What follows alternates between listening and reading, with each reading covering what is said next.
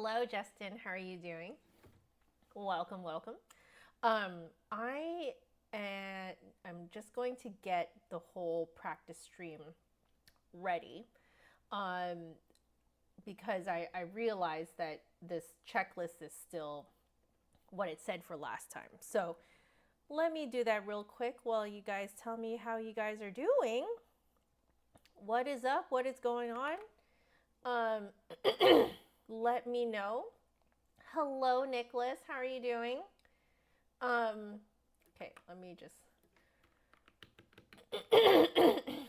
format this correctly.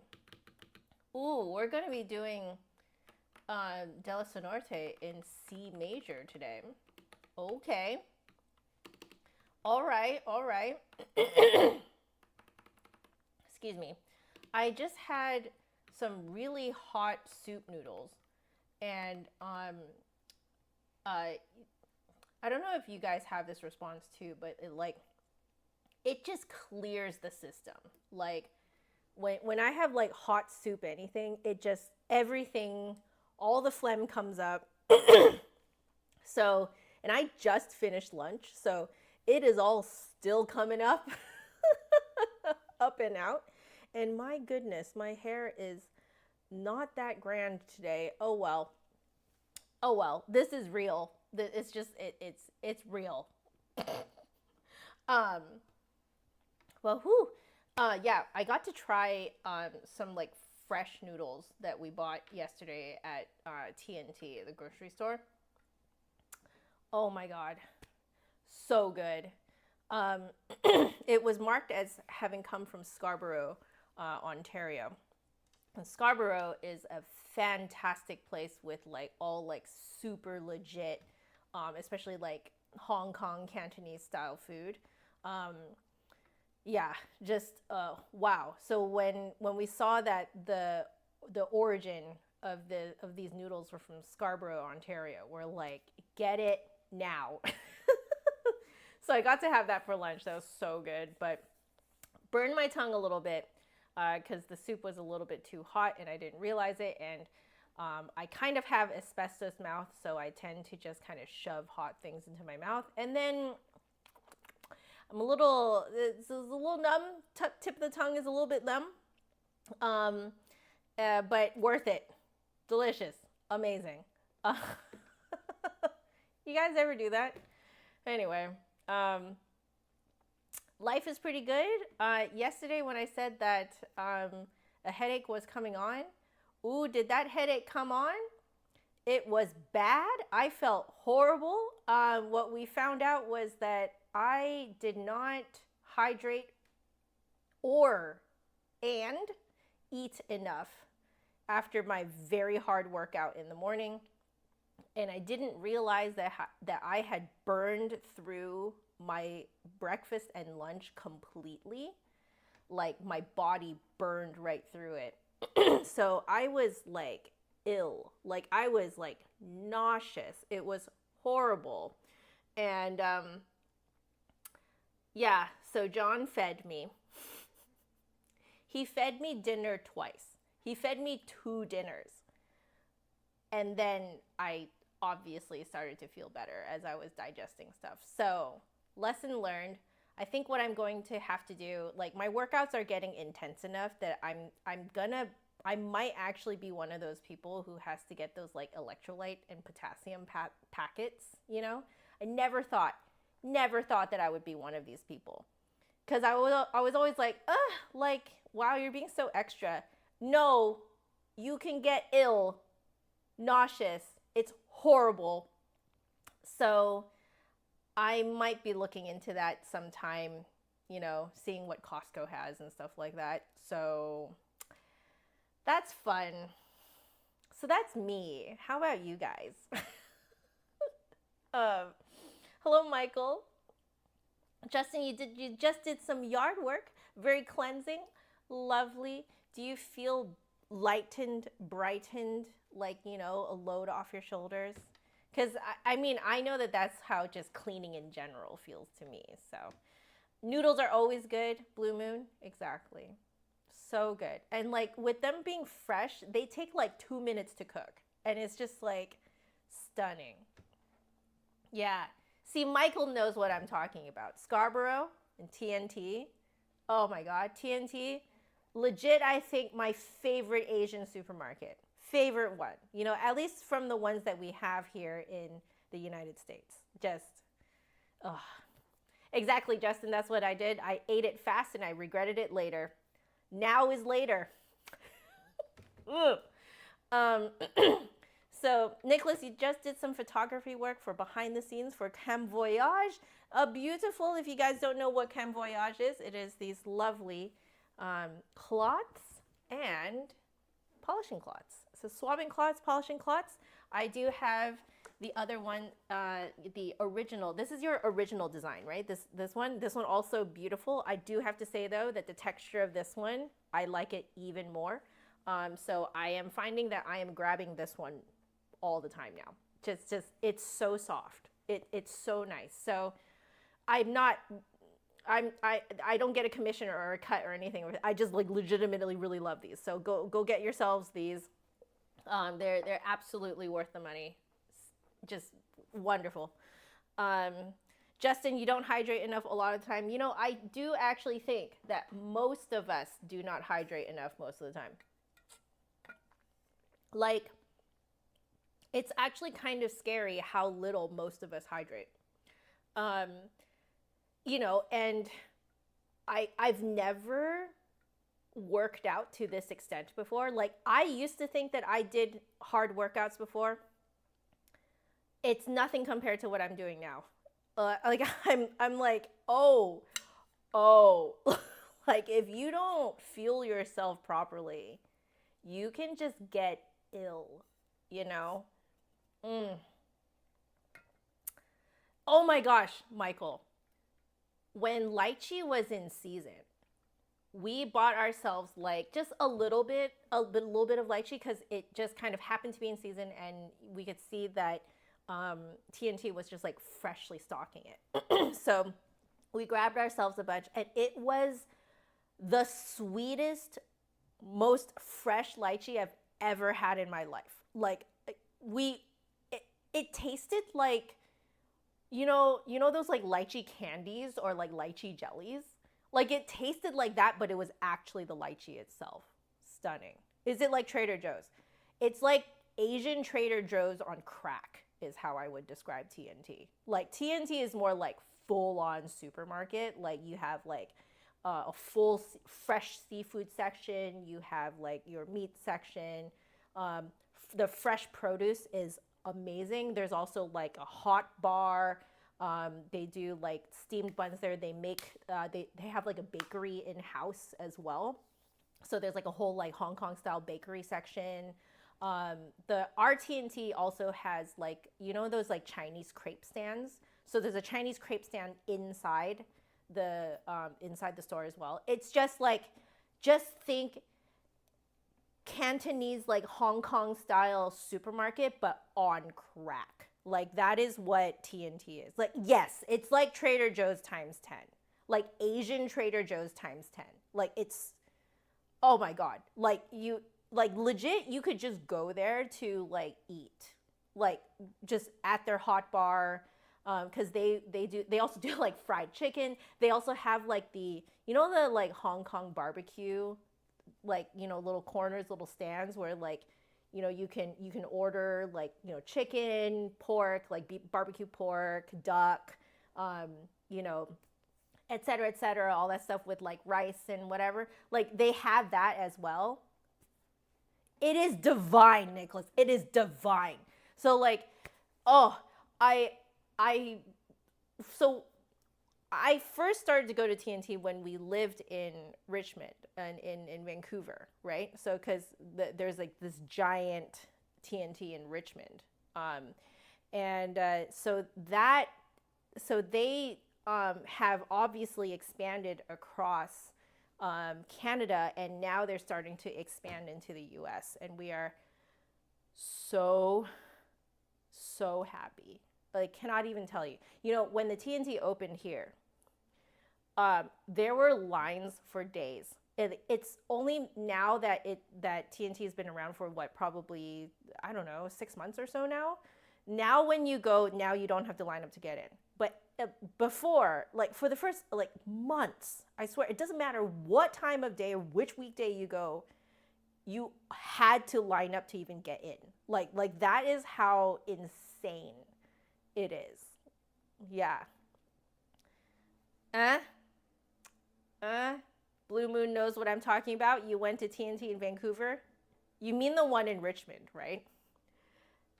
Stunning. Just like, it's a great place. There's like bubble tea in that one too, the one in Vancouver. It's so good.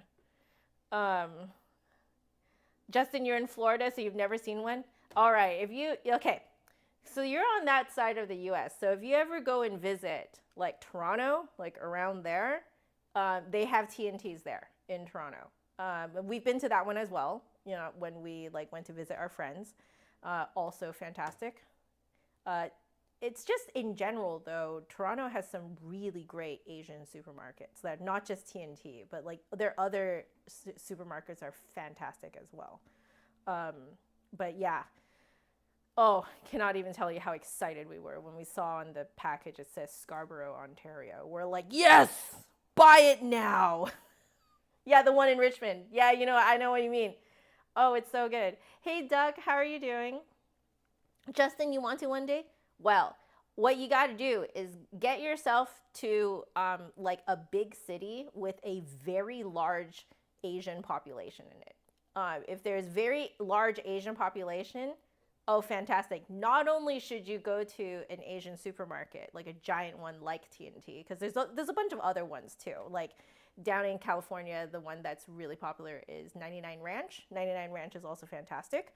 But not only should you go to an Asian supermarket, see if you can get into a Costco in that area. Because if you can get into a Costco in an area with a very large Asian population, it is fantastic, the kind of things that you'll find in there. Like you can get like lapchang, like the Chinese sausage. You can get that at our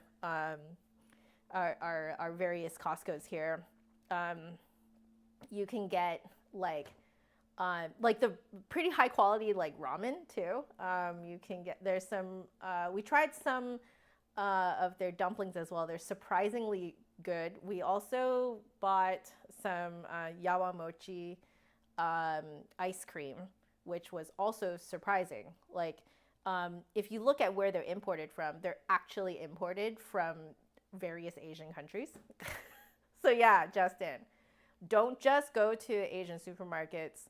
If you visit a place that has Asian supermarkets, see if you can, like, if you have a Costco card or if your friend has a Costco card, see if like you can hit up a Costco as well. It's just really fun to see what's in like a local Costco. Yeah. You need the Asian population. If there's not enough Asian population like in that area, you're not going to see any of those Asian goods in Costco. But oh, if you love dumplings, every frozen section in any Asian supermarket is going to be your absolute best friend. You're going to go in there and be like, just stunned. It's like Flute Center, but for dumplings. Like that's what an Asian like big supermarket feels like when you go down the frozen aisle, because they'll have like one or even two frozen aisles that's like fully dedicated to dumplings. Just frozen dumplings. Like it will that. Oh, Justin, you would love Asian supermarkets. You would love them, and you would especially love TNT, I think. So if you ever go like, traveling to a place that has a larger Asian population, put that in your little traveling itinerary, okay? I know that me and John, we like to kind of spend a little time just like walking through local grocery stores wherever we travel, because it's just really fun to see what's like the norm there, Like it's really fun to see, what people buy, what's popular. Yeah, it's all good stuff. We did this in Singapore too. Like we would go like walking around grocery stores, which like some of our relatives were like, why are you traveling and going to a grocery store? But we're like, it's really fun, Yeah, yeah, the Ollivander dumplings, truly. Oh, amazing. I mean, I just had dumplings with my noodles for lunch. Justin, you'll remember this live for the future? I hope so. It's great, man. It's great. Yeah, the people in here who know, what it's like to go down the frozen aisle of an Asian supermarket, you'll know. Oh, it's amazing. Like I just feel like I'm in heaven, like because I love dumplings too. I'm a big dumpling fan, also big noodle fan. Because you can also find like frozen noodles like up the wazoo too, like in pretty much any Asian grocery store. So many different types of noodles, because each like culture has a whole bunch of different noodles that they make. So it's like, it's fantastic. So if you ever have the chance to get any sort of like fresh made noodles, they hit different, man. Fresh noodles hit different. They also cook really fast, but because they're fresh, they don't last very long. So you have to make sure you can like eat it all like within a few days. But like you throw it in with your soup, 2 minutes, done. It's like basically instant noodles, but better. Asian food. I should probably just maybe I'll add that at the end of the title. Oh yes, we love Thai food too. It's just a pity that we only have like one or two places here that make like legit Thai food. Like I don't legit Thai food. Legit Thai food also hits different. So like yeah. So but here like I'm very very happy that we live in a place that has quite a large Asian population because then I get to enjoy all these things, So yeah, for real, right? Yeah, exactly. Anyway, we should get to a little bit of practicing, but y'all can keep chatting, okay? This is just like a fun space for us to just breathe and relax and have fun. So I am going to turn off my little second camera here now that I'm actually going to pick up the flute. So let me close that. I will also change out my ring to my silicone ring. Yeah. You have like two or three Thai restaurants? Victor, did you actually go and look up National Dumpling Day? National Dumpling Day in 2025 is September 26th. Well, perfect month to be eating dumplings. Okay, I'm just going to move this off to the side. I still have flutes just absolutely exploding everywhere in here. From the review we did. Also, the landscaper is literally right outside my house right now. So, that's going to be fun for today. Oh, that's too much. That's too much. I hit the wrong button. I am sorry, guys. I hit the wrong button. A little bit higher. A little bit higher. Okay. Yeah, that's good. I think that's good framing. Okay. You'll be having dumplings then? Yes. Have the dumplings. I just had two of these.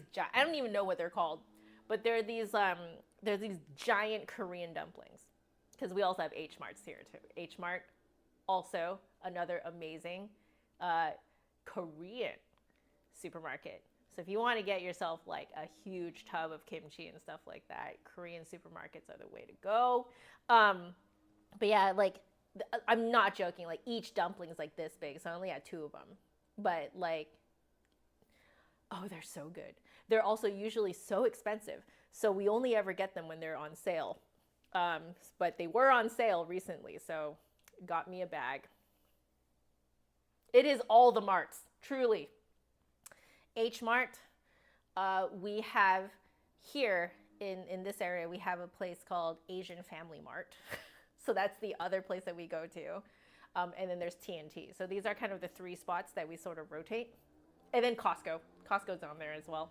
And then, but yeah, in California, it's 99 Ranch. Some people call it Ranch 99. I know my family called it Ranch 99, and I found out that other people call it 99 Ranch. And then, yeah, in Toronto, we stayed in Toronto actually for a month because at that time we were trying to figure out John's skin. But we did kind of like take a look around and figure out which supermarkets we liked. And I can't remember off the top of my head what the names of those supermarkets were. But yeah, we had like 2 supermarkets that we went to, you know, like kind of like, you know, you get some things from here and you get other things from the other place. We've become one of those adults. I always thought it was really weird that my mom would like, you know, get a few things here from this market and then get a few things here from that market. And I'm like, why wouldn't you just get everything from the same market? No. Prices are different. The quality of the produce, the meats, the seafood, etc. The qualities are different, like depending on where you go as well. Yeah. And yes, there are H Marts in California. Exactly. Oh, so you have Mitsuwa and Tokyo Central for Japanese. We have Uwajimaya. So yes, Uwajimaya tends to be like a little further away from us. There are 2 Uwajimayas near-ish us, but they're both further away than like H Mart and like TNT is. So quality matters, exactly. So I have absolutely become one of those adults that will just get some things here and some things from there because quality and the price, they make a big difference. Anyway, let's do some playing. I'll see what happens with my slightly burnt tip of the tongue. Unsure, but whatever. Okay.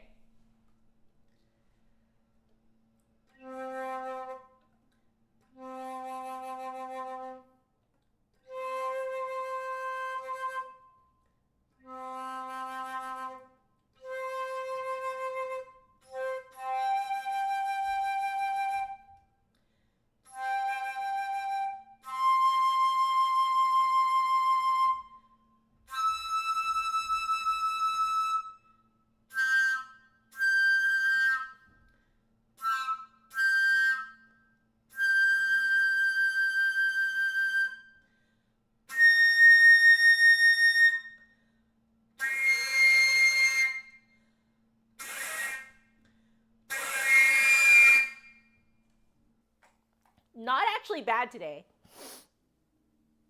If I can eke out the high D. If I can eke out the high D, it's not that bad. So definitely I'm feeling that for the high G especially, I really have to kind of jut my top lip out, like that, in order for that little pocket, that little air bubble to have enough space to sit properly. So, okay, not bad at all. Let's just move on because really we're just using the harmonics as a diagnostic tool. I'm not actually using it as like an actual practicing or warm up even. We're going to go straight to Moyes de la Sonorte, and we are going to, I am going to attempt to sight transpose it, but we'll see how successful I am. I am only sight transposing out of sheer laziness. Okay, here we go. So we are looking down here. Okay. Yeah, so I am going to attempt sight transposition. We are going exactly 1 whole tone down from what's written here, and we'll see what happens. All right, I just kind of want to make it a slight bit bigger though, just so it's a little bit easier on my aging eyes. Okay. Yeah, I think that it wasn't actually spicy. It was just temperature hot, and it just opened up all of my sinuses and everything. So the phlegm is actually still coming up. It's kind of gross and annoying, but this is reality. Okay, let's do this. So we are playing this particular exercise, excerpt, whatever you want to call it. We're playing it soft at approximately 60 beats per minute per 8th note. We're going to be doing it 2 times, no vibrato. So We're leading with our air. We'll see what happens.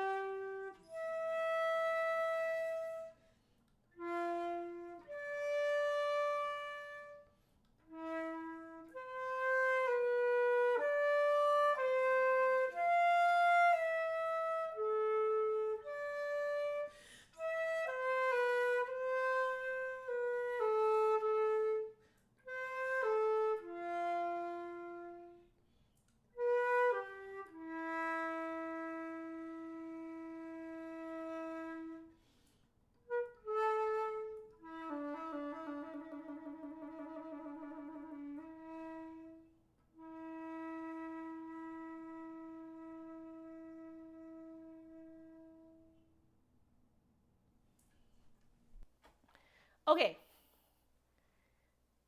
Not bad, but I think I want to, like, on the much longer notes, I think I want to maybe play more with dynamics to kind of give something for my breath support to lead, if that makes sense.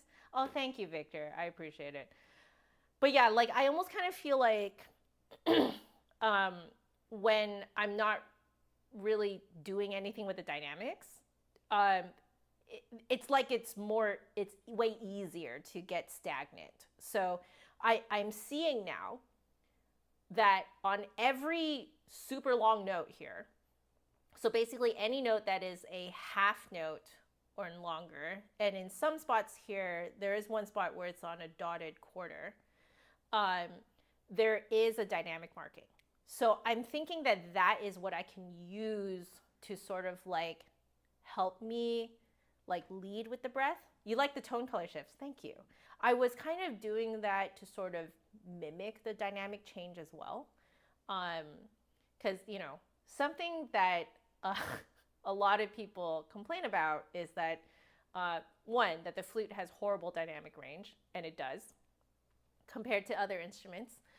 The flute does, even the really, really nice flutes even nicer than mine, have horrible dynamic range compared to other instruments. So in order to make any sort of like actual contrast, one way to do it is to kind of trick the listener into thinking that they're hearing dynamic contrast by using color shifts. So a thinner, like hollower tone is going to read as softer. And a richer tone, like with more harmonics underneath it, it's just kind of fuller, deeper. That color sounds louder, even when it's not actually very loud. So it's just a great way to like kind of give the impression of doing dynamic changes without actually, doing much at all. But I think I can improve that tone color shift with more kind of breath leading. So like, I think I just need to be more conscious of like when a note is on the longer side, I need to consciously really like lead with the breath, give it some sort of change. Something needs to be changing. And I can lead that change with my breath. So I think that's what I'm going to focus on. We'll do it one more time, as Moyes says to do, and then we're going to leave it.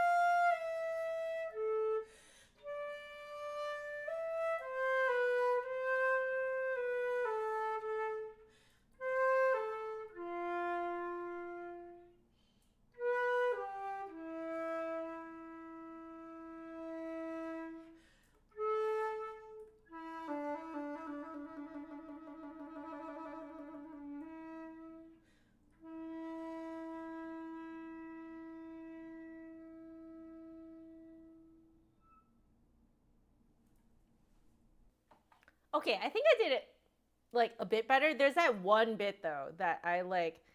It is really hard to like swoop down into that low C really like smoothly, leading with the breath, but also not overshooting it. So I do want to do that, just that one spot again.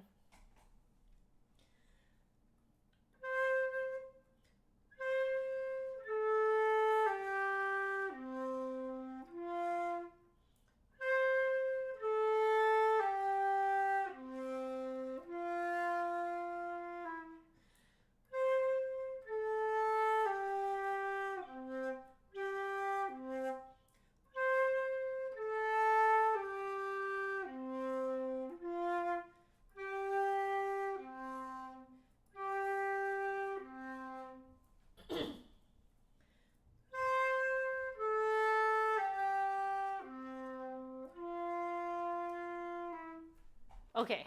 Easier if I'm thinking of it like harmonics, like as if I'm slowly changing from the like the C5 to C4 harmonics wise. So in my head I'm thinking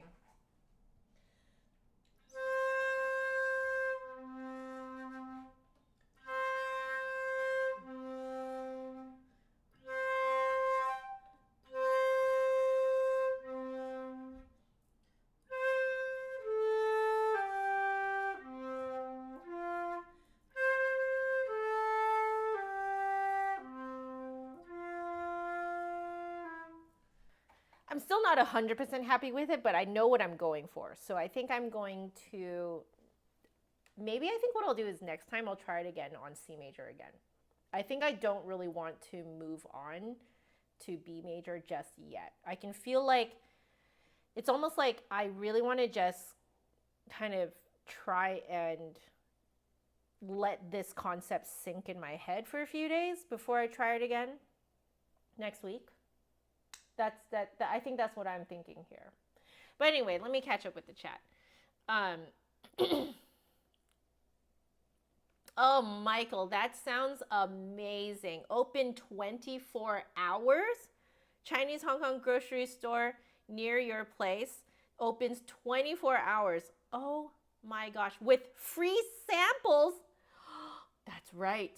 If you go to TNT at the right time, they will do free samples like Costco, and it is amazing. We absolutely got suckered into buying some dumplings or something by trying stuff like that. Yeah. What if I go from low C to G? Oh, wait, I like that idea. Let me try that.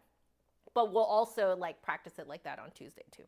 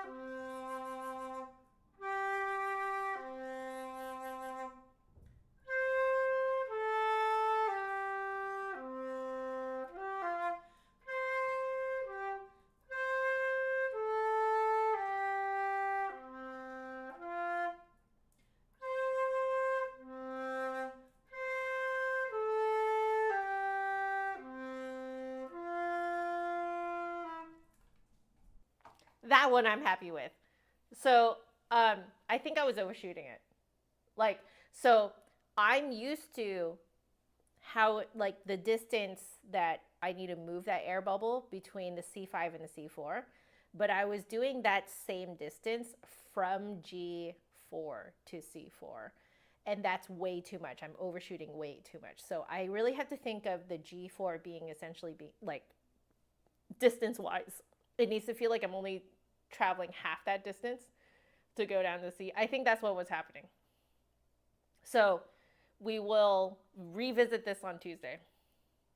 Yeah, like Nicholas is saying here. Yep, you caught it too. Yeah, I was overshooting. So, and it specifically, I was overshooting in that I was like applying the wrong distance, right? Because I'm so used to doing it via harmonics, but it's only, I only need to do half the distance. Yeah.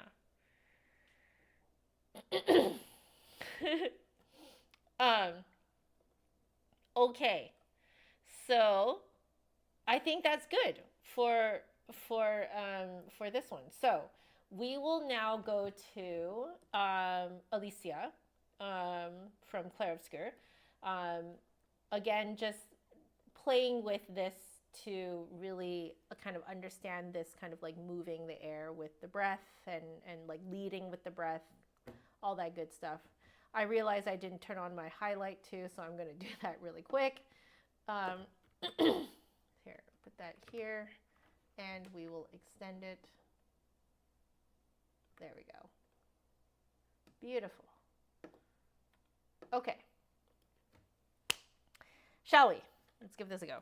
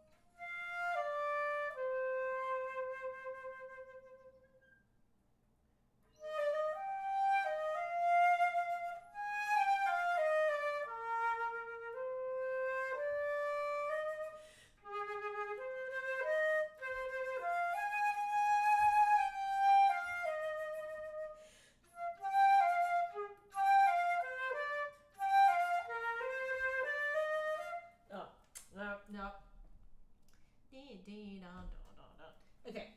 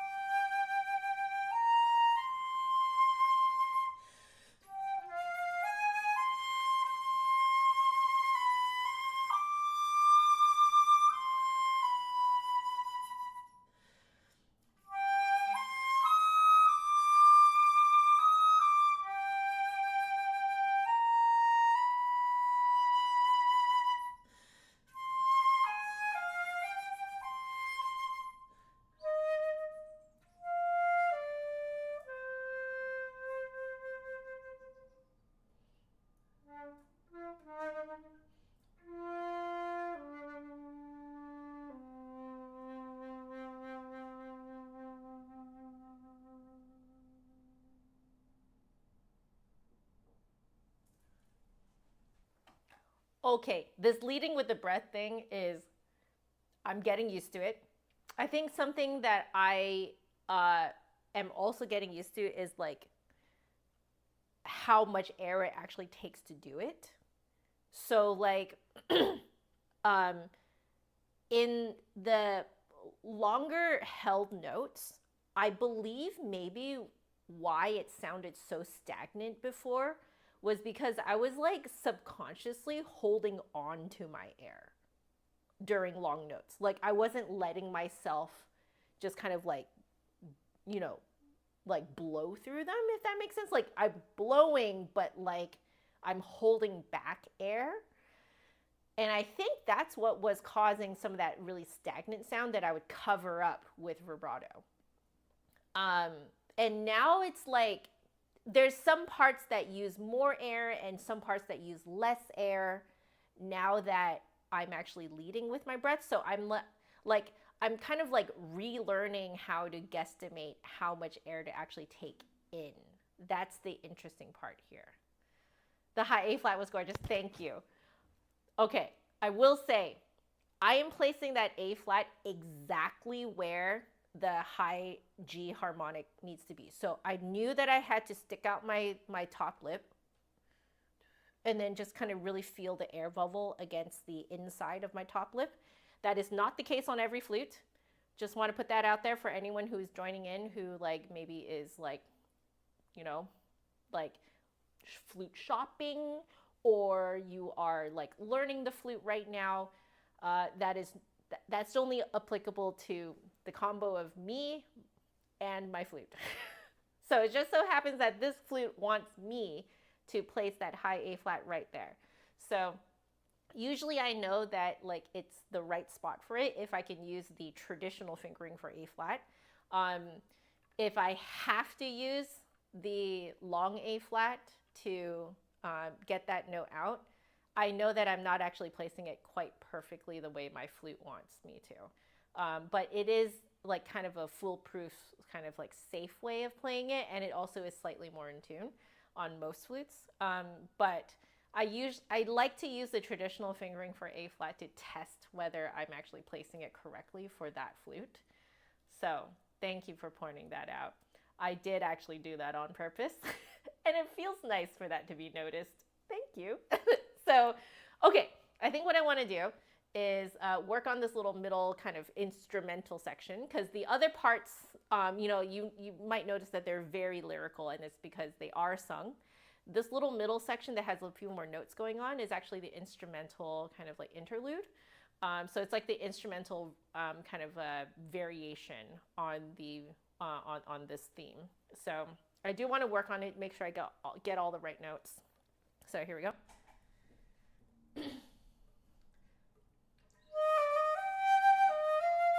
Oh, move that thumb.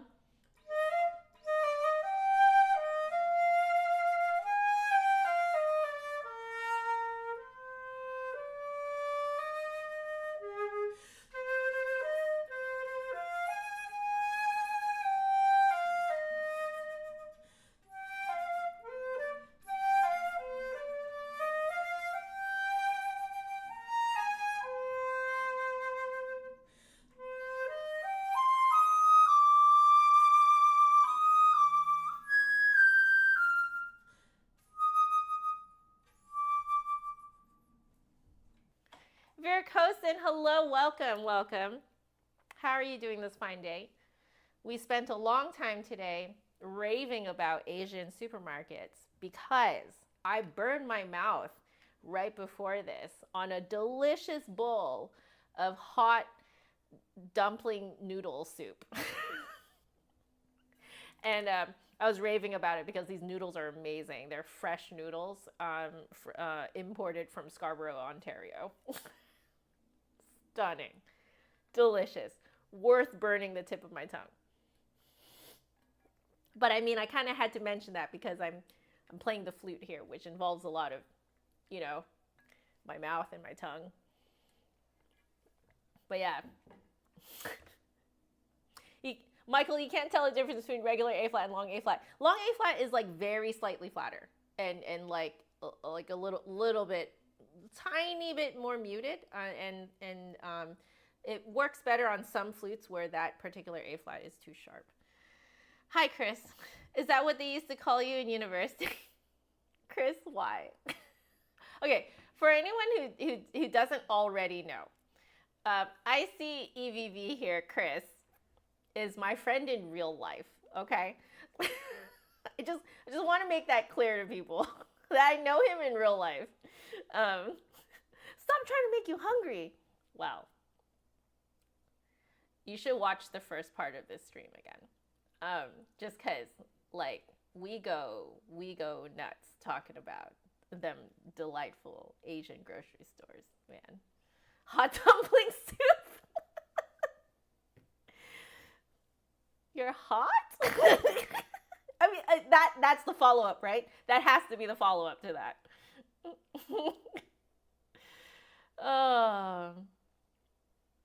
Worth burning your tongue on hot pot. Agree. I do agree. All right. Now, okay, I have to put that out there because I have to, all right? Please be careful, okay? Don't actually intentionally burn yourself, okay? But, like, you know, stuff happens, right? So,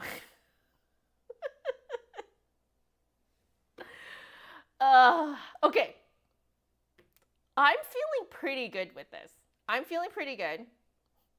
Did Chris change his handle again? No, it's always been ICEVV as far as I know. I think it was different. You have a different handle on Twitch, right? I think so. But yeah, I know Chris in real life.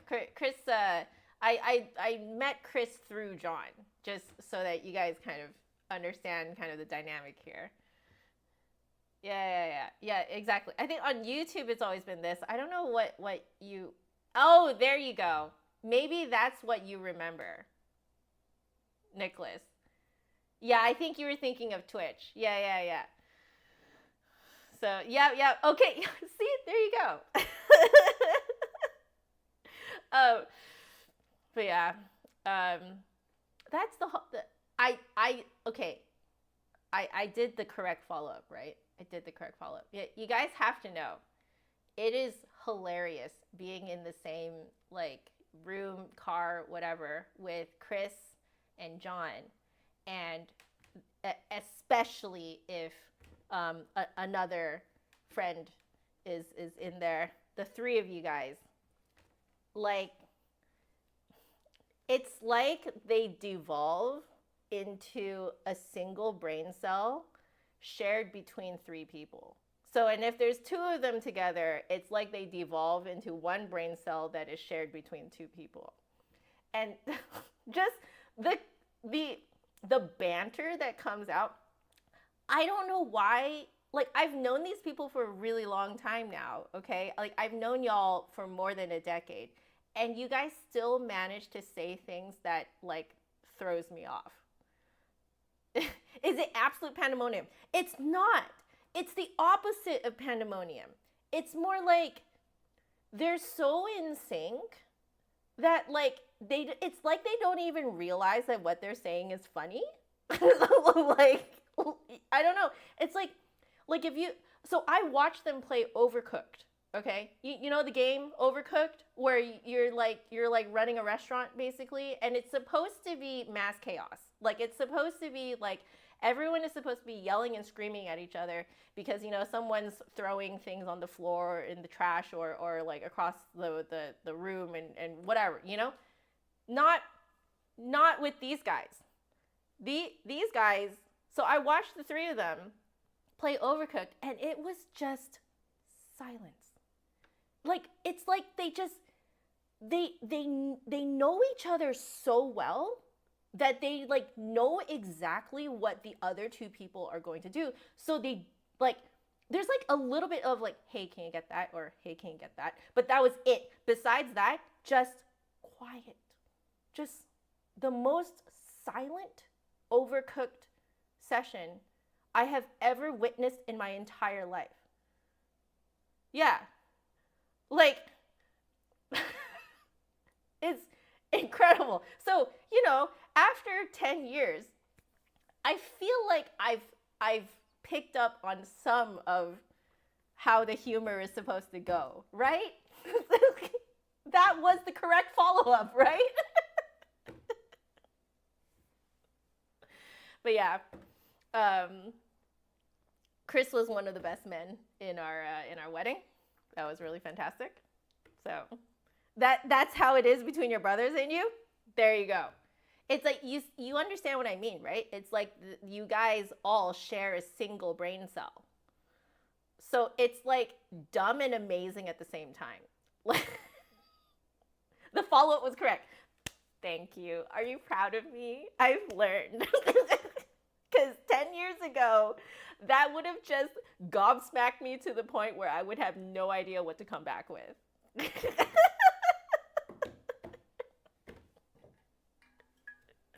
Oh. Yes, like the Harry Potter trio. I would say they're calmer than the Harry Potter trio. Like, the three of them together are insanely calm, but it's just like, it's like if you've ever been around three best friends and they're just like super rowdy and they like make all these jokes all the time, they're just joking all the time. Think that, but really calm. Calm, quiet, but it's that same kind of banter and joking around but calm. That's them.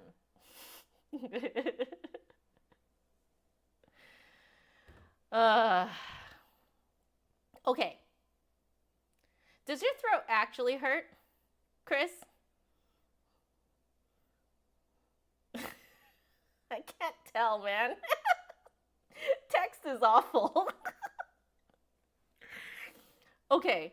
I'm feeling really good with Alysia. Is it possible to learn this power? That's how I felt.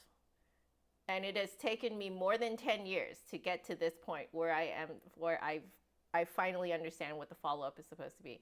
You're referencing the screaming that you did during your wedding. Yes. Yep. I hope you don't mind me telling people this, but I really love that you did this. So Chris here decided that because we wanted our wedding to be very welcoming, right? So we're just like, okay, let's have, you know, like me and John and our wedding party, let's just have all of us greet people as they arrive, right? Like, we were not about this like hiding from people and stuff like that. We're just not about it. It's just not us. It just felt really weird. So we're just like, we're just gonna stand at the front and just greet people. But because of the layout of our venue, we wanted people to like kind of come in and get a coffee, you know, and just kind of like mingle and just relax, you know, before doing the ceremony.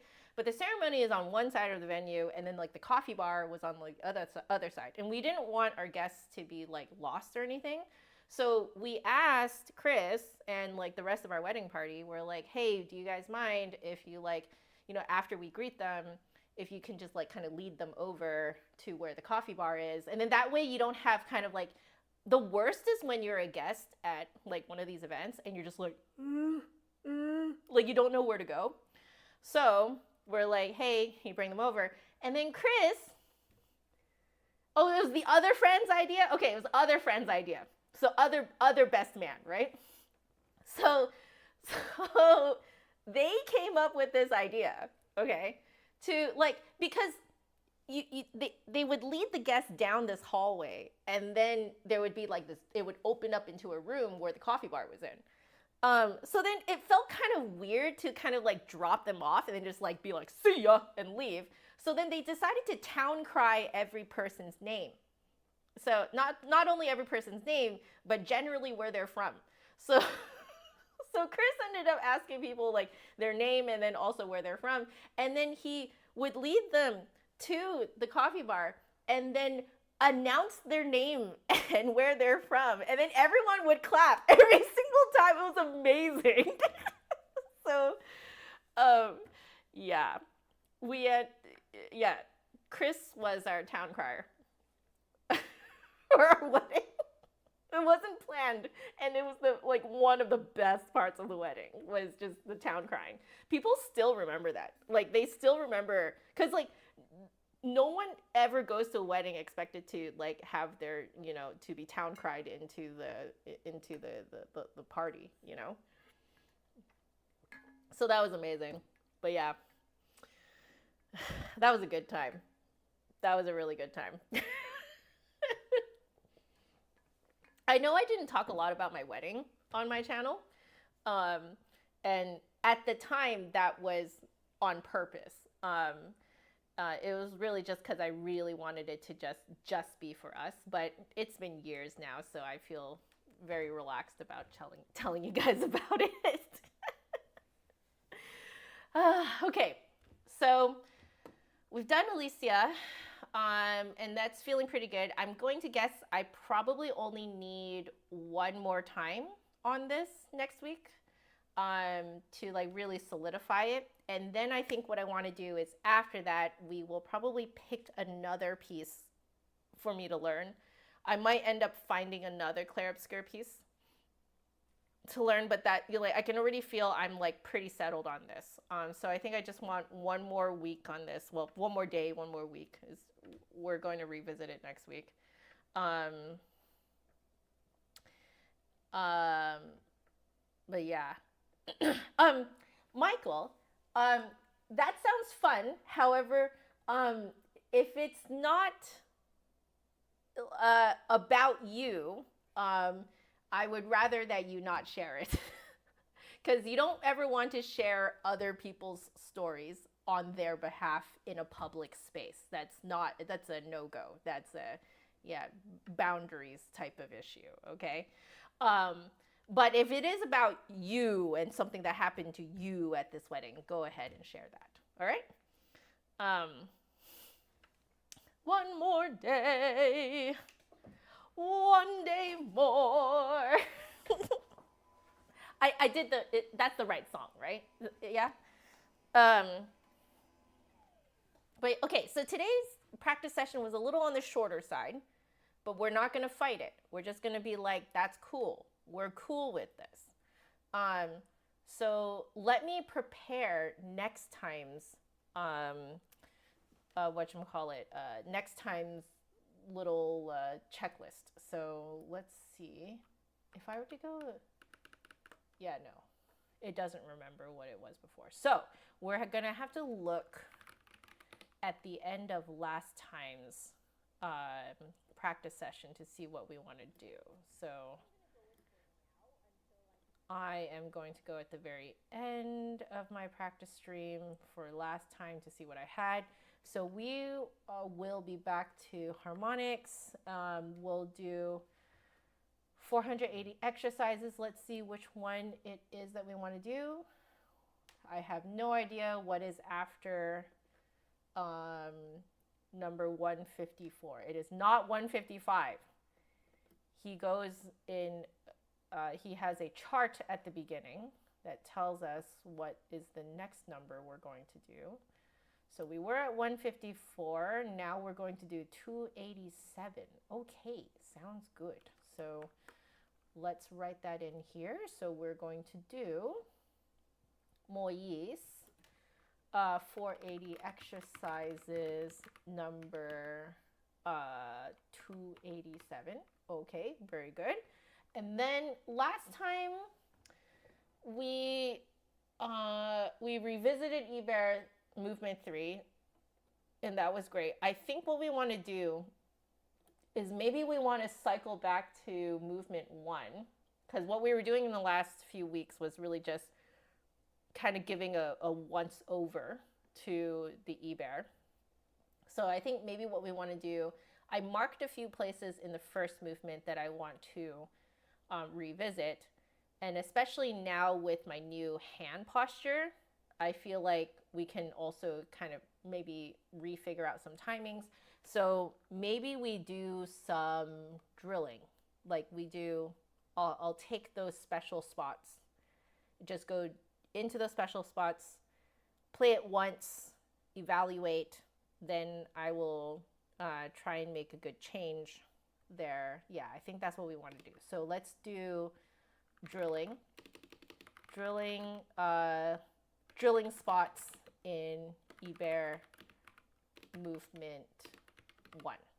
Yeah, so I think in total, let's shoot for 5 times max. So first time will be evaluating, trying to come up with a solution. Second time is testing the solution.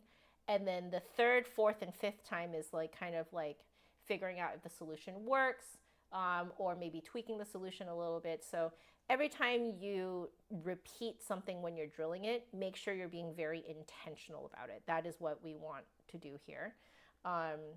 That way, anytime you like sit down next to figure something out, you know, you have a very like concrete thing to think about.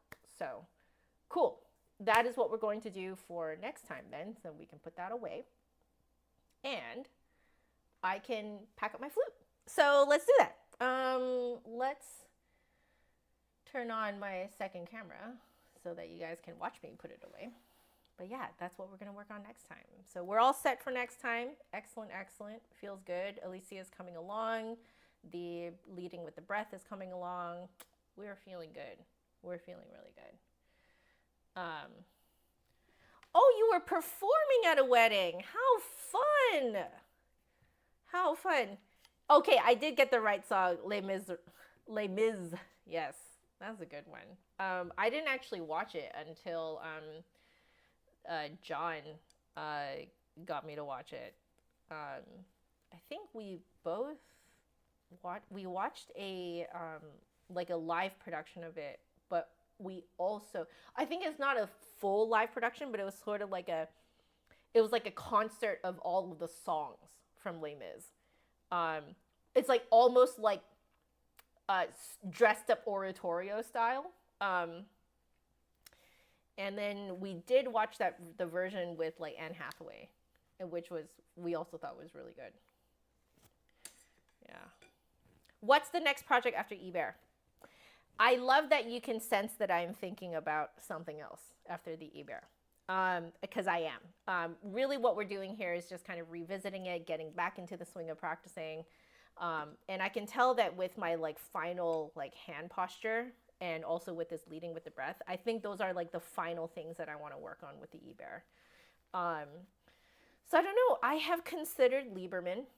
The Lieberman Concerto No. 1. I know I did hear Concerto No. 2 at NFA. That was stunning. But yeah, I have considered Lieberman simply because it was also one of those pieces that was kind of like, you know, just kind of out of my range of my capacity, I guess, my playing capacity. When I was in university. So, yeah, I do, like, I'm personally leaning towards Lieberman No. 1. Yeah, a lot of people really like it. I really like it too. I do notice, like, in the same way that when I walked into doing the e-bear, I have felt for a very long time, and I definitely felt this towards the beginning, that there's this sort of like musical disconnect that I had with it. And I feel like we're finally kind of understanding that now, like especially now that I have Clair Obscur to use as sort of my bridge. I think that I'm finally solving that problem for myself. The other problems obviously were like just technically speaking, what do I need to do and change about myself to be able to play it at at like a performance capacity. So I feel like I have successfully answered all of those questions, and we're nearing the end of like really kind of like wrapping things up right now. So I feel like I'm like, yes, I feel like I am reaching a point with the e-bear where I'm like, I've finally answered all the questions that I have for myself for right now on it. I do think I should do some sort of like I should, even if I just like perform it for you guys just on here, I feel like I should do something like that just to be like, just to kind of give it that sense of finality that like, I have finished studying this. I mean, who's to say that you ever truly finish studying anything?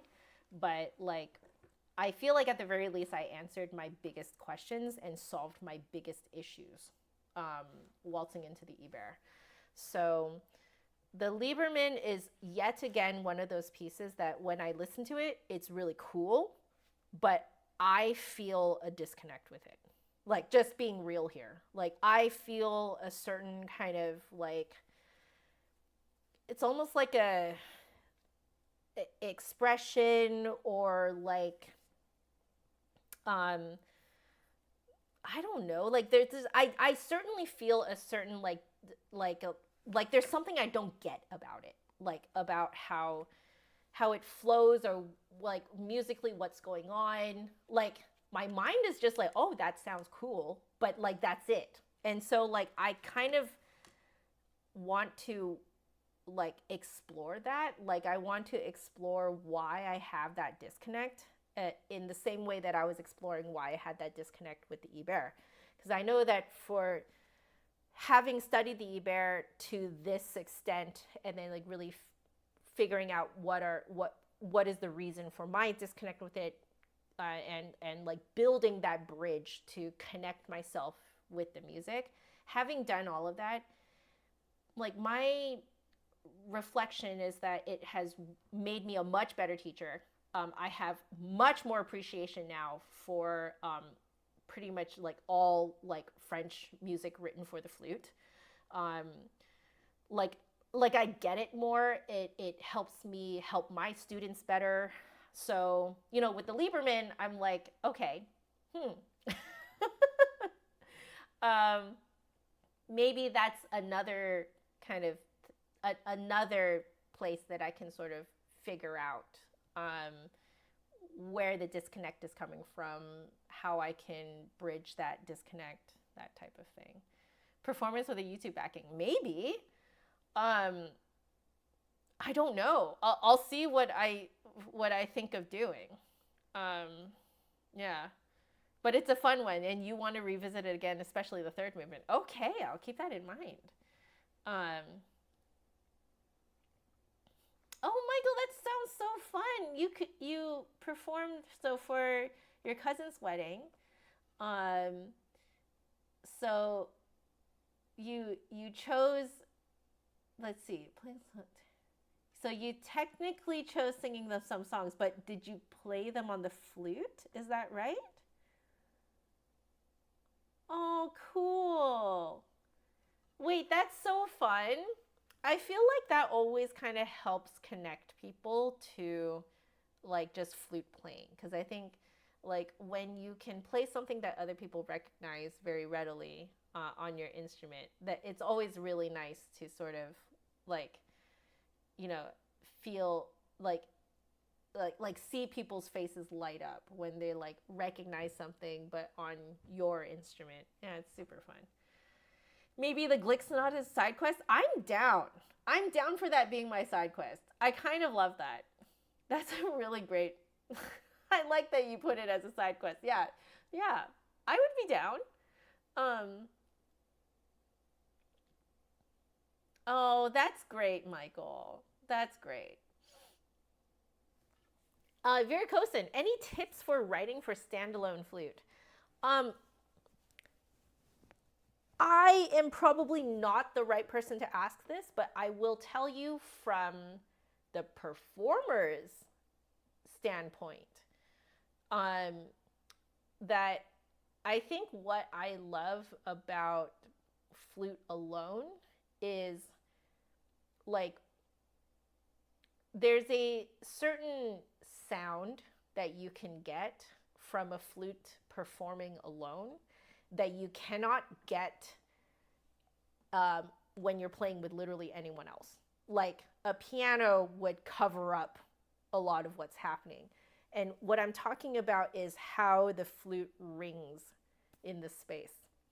So you can do a lot of really interesting things with kind of like how long does the flute stay on this note, and you know, uh, like what happens when you clip a note, and then when, even though the flutist has ended it, it's still ringing in the space.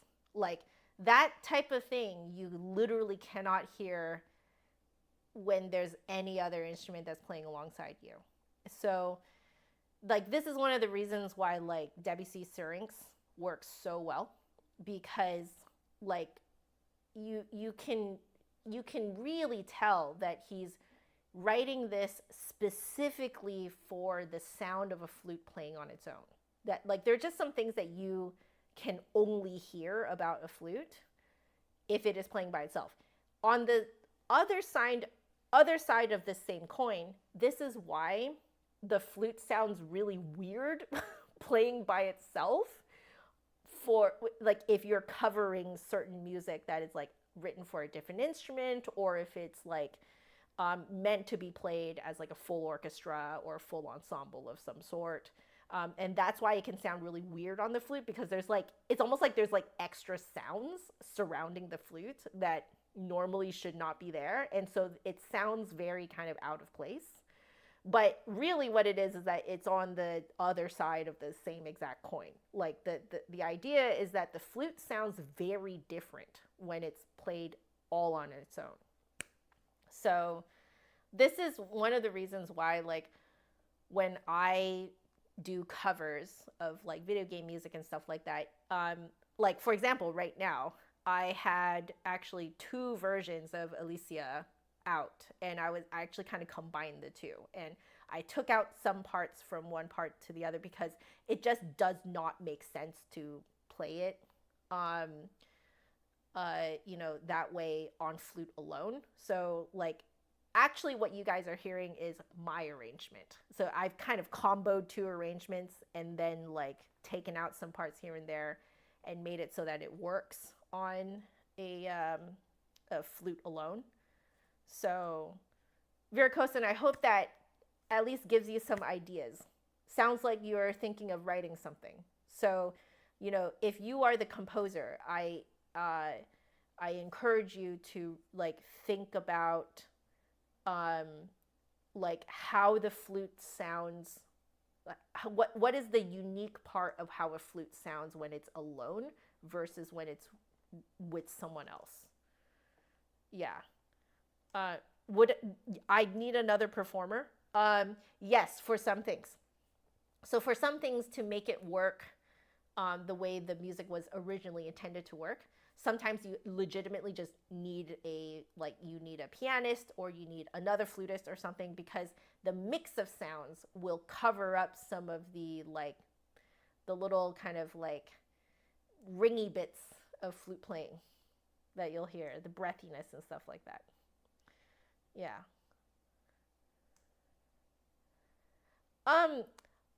If I go to a musical instrument museum, Michael, I am assuming that those instruments are behind glass windows and you're not allowed to touch them.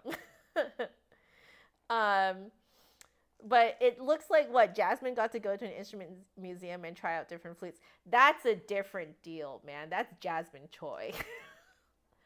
Of course they would be comfortable with her trying out, you know, like all those instruments. I mean, that would be very cool if I was allowed to do that, but I think that you have to be at a certain, like, you know, you have to be well known enough for your playing you know, to be trusted with that. That's not something that I don't believe that that is something I can just ask. That definitely is something that you have to be invited to do. So, yeah, yeah. So, Rogue, hello, Rogue, how are you? Some of the extra sounds definitely complement the music. Metallica's One, for example. Oh, yeah. Okay. I mean, thank you for saying that I'm on the same level as Jasmine. I do have to say, I feel like I live a very different career from Jasmine. We both do very different things in the flute world. You know, I'm like reviewing flutes and, you know, doing, you know, this type of content, you know, which is very, very different from what Jasmine does, and the flute world needs both. All right, so very flattered that you think we're on the same level. She's very sweet, by the way. If you guys met her, she's so sweet. And yeah, no, she's wonderful. And she did tell me that she like binge watched my videos too. Have I told you guys that? Yeah, she told me that she recognized me when I was playing second flute in the orchestra when she was performing in Vancouver a couple years back. And yeah, she recognized me, and we both kind of went to each other.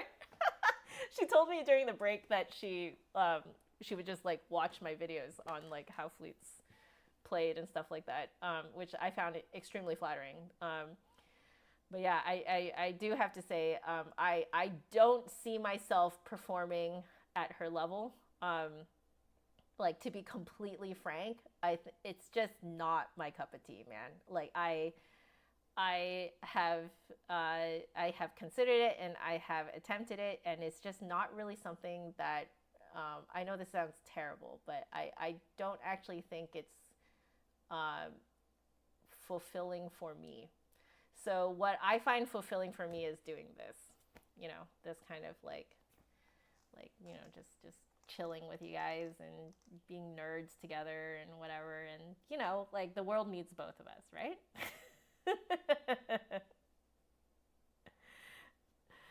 The circular breathing. Yes. Oh my God. Yes. Yes. Chris was there at that performance.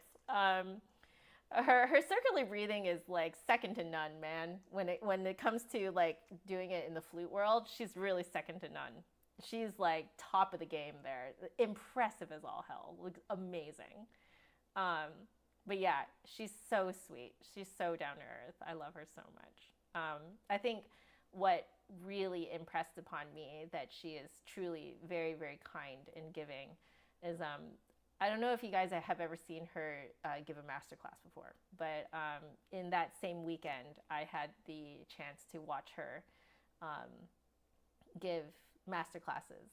And at the end of every session with each student, she offered a hug. And I was just like, that's so sweet, you know? And yeah, it just like, that's just burned into my memory, watching her offer hugs, you know, to each player after they were done with their session with her. So it's wonderful. So yeah, I know, it's burned into my memory. Like, yeah, like if anything, that's the thing that I remember the most about that masterclass, was just her being so like, she really you know, does not see herself as above anyone else. Like, she's really just in it for the fun of it too, the fun and the nerdiness of it, and she just loves the flute, you know, like, and it really leaks out in her, how she talks about it and how she performs and how she teaches. But yeah, just her offering hugs, my God, you know. Yeah. I think she did the Great Train Race live at that particular performance. It was stunning to watch it live. Stunning. She did it with great humor too, which I think that is Very difficult to do when you're actively doing something so insanely technical. So, goddess, just a goddess, you know? Love her to bits. Love her to bits. All right. So, I think it is time for me to take my leave. We have figured out what we want to do for next week. And I'm just going to spend the rest of my afternoon doing some content creation stuff. And yeah, just working, living my dream life. This is a good life, man. So, I love you all so very much. Please stay happy, healthy, and safe because there's no music without the musician. I will see you guys later. Later. Bye.